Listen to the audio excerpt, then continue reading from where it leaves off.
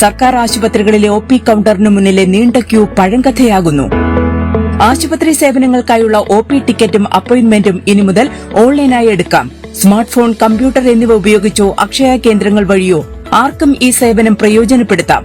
E health സംവിധാനമുള്ള 303 ആശുപത്രികളിലാണ് നിലവിൽ ഈ സൌകര്യമുള്ളത്.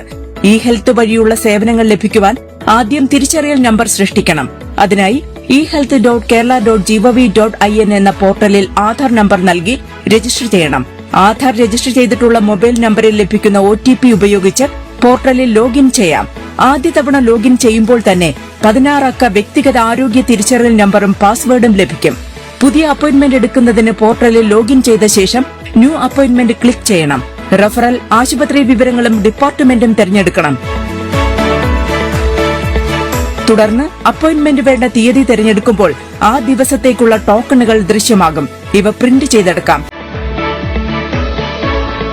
Token വിവരങ്ങൾ SMS ആയും ലഭിക്കും.